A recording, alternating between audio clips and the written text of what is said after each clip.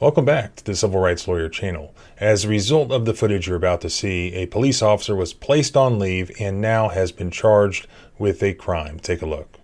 Hey, go ahead and stop for me. Come on. Well, where you got me? Yep, I told you you're under arrest. Hold on. You push me in the balls? Knock it off or I'll do it in your nuts. Yeah, I will tase you with the nuts. I'm telling from there. Knock it off. I will.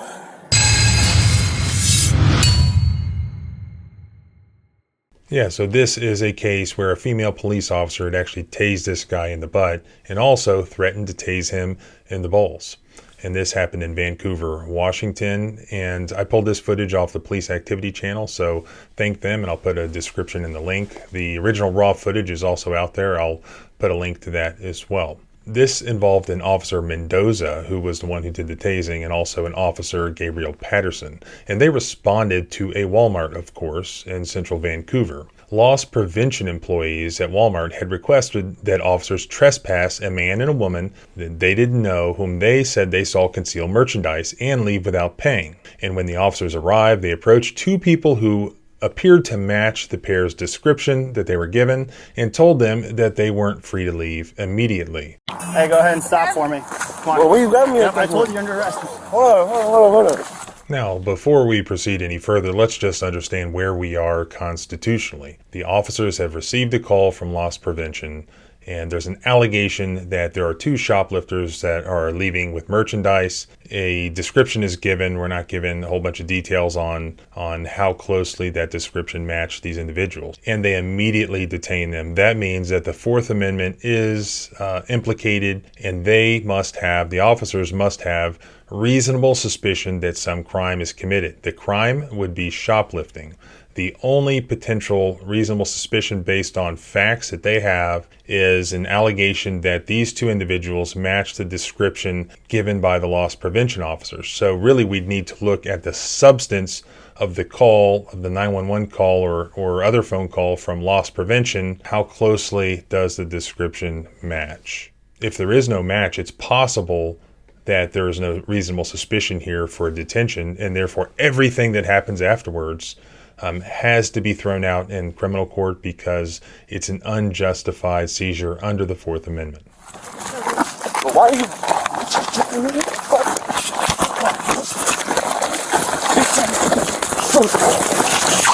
Fighting with one. You push me in the balls? So the two police officers immediately took this guy to the ground. Initially, he complied, and then he got up and he tried to run.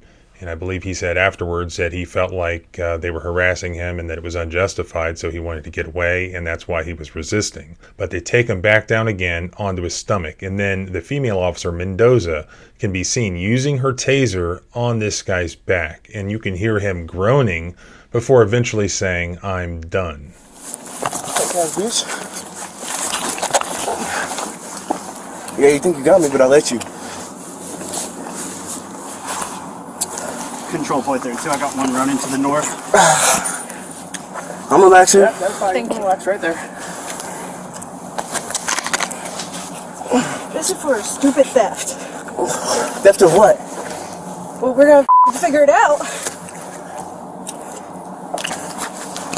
You try. Hey, ready? You can roll to me. To you? Yep. Yeah. I got you. I can do it myself. Nope. Thank you.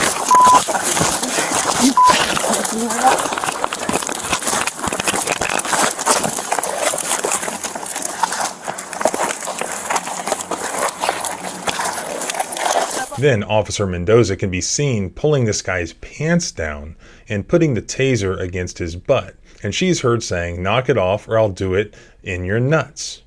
The guy can then be seen rolling onto his back. And then Officer Mendoza presses the taser to his genitals. And at one point, the officer again tells him that she will use the stun gun on his genitals if he doesn't stop. The guy then can be heard repeating, "I'm done."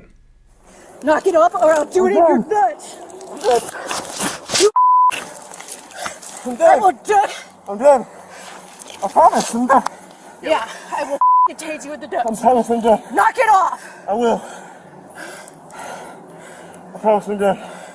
Investigators later determined that Officer Mendoza held the taser to this guy's genitals for 24 seconds. Then Officer Patterson can be seen putting handcuffs on the guy, who's heard then asking the officer to put his you-know-what away, and then Mendoza pulls up his pants. So when I say you roll the over! I will. Now! Okay. I put my hands behind my back. No, hey, you do exactly what I say when I say. I will. No, you're past that, man. I said I will. Yeah, your other hand, you're putting the small of your back. I can't breathe, my Your friend. other hand, put it in the small of your back. This. I'll take Bro, care of pass out. it. Put it in the small of your back and do it I'm now. gonna pass out. I'm gonna help you. Okay. Okay. Thank you. Thank you. Thank you.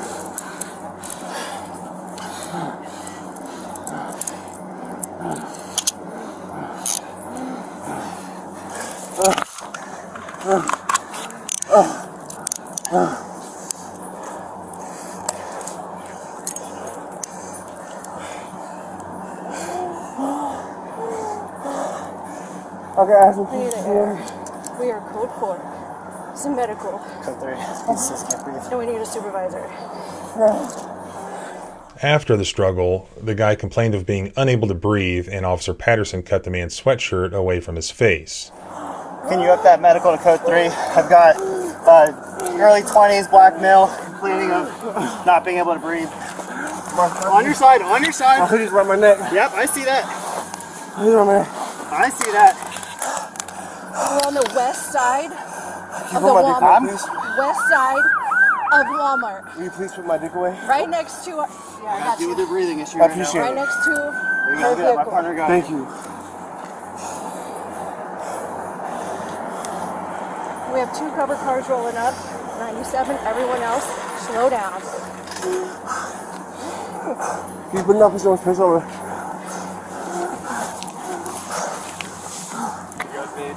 To chill the out.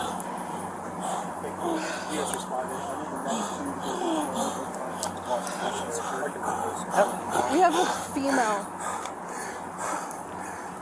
Other units coming in. Check for a female. Her description of the call. She took off running. Northbound behind Walmart. Land on your third, you want to lay in your butt. Then he was taken to an area hospital for treatment. Officer Patterson, the other police officer, wrote in his police report that the man was taken to the hospital for a drug overdose and that the officers had administered Narcan at the scene, which clearly doesn't appear to be the case from the body cam footage. He also wrote that Officer Mendoza used her stun gun on this guy's leg. He didn't really say where she actually, in fact, did use it. He does not say that it was used on the man's butt or held against his genitals. In an interview with investigators, Officer Patterson said that he believed that his colleague had used a stun gun on the arrestee's lower back area. He said that he never saw the man's genitals exposed, but he heard the guy ask the officers to put his blank away. He said he didn't know what the man was talking about. The other officer, Patterson, has not been placed on leave, but he's under an internal investigation. The other officer, his colleague, Mendoza, she has been placed on administrative leave, and now she has been charged criminally. So as I mentioned, the justification for the initial detainment itself is shaky, is very questionable. We would have to go into the substance of what the police knew specifically, which we don't know. But let's talk about the more important thing here, the use of the taser. Now, there's a lot of case law out there on tasers, and they all basically say the use of a taser is a serious use of force.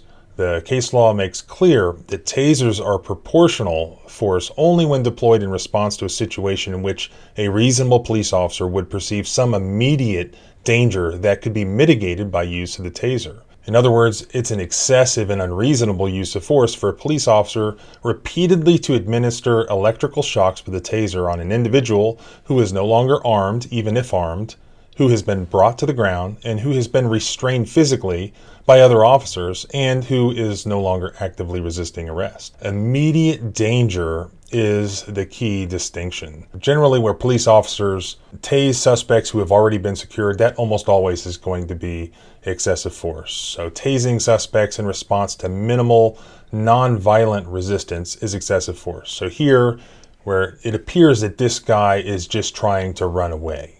And if that's the case, that is minimal nonviolent resistance. Now, if he's attacking the police officers, if they have some reason to think that he poses some serious immediate safety threat, if the 911 call had said that he was armed or threatened somebody with a gun or was a carjacker or something like that, that might be different. But here we have, and remember the Graham factors, you look first at the severity of the crime at issue. Here this is very low. The severity of the crime at issue is shoplifting. Very, very low. They have no additional information of which we're aware that this individual might be armed or dangerous. Moreover, there's two different officers here, and this guy appears to be, before really she's doing the tasing, he appears to be under the control of the other officer, and at one point is handcuffed. So this very clearly would be a excessive force violation, and that's likely why the charges that were originally charged against this guy were dropped by prosecutors. And instead, the prosecutors have now charged this female officer, Mendoza, with assault. And there's an internal investigation occurring. I'll put the link to the news article on this, but it goes into how, surprise, surprise, the police union is now fighting back against this. And that's part of the problem that we have in this country, is that there's no accountability. Just like doctors, lawyers, judges, all are accountable when they screw up. Police officers have not been. And they have these unions, and they have qualified immunity. Qualified immunity, I think, would be unlikely in this case because there's just so much taser case law out there. So thanks again to the Police Activity Channel for letting me use the footage. The raw footage is out there. This police department did release it, so they did do a good job of releasing the actual information to the public. So I do give them credit for that. So if you like going through this sort of footage and understanding the constitutional rights that are at play in each of these police videos that we watch online, then subscribe both here and at the blog at thecivilrightslawyer.com.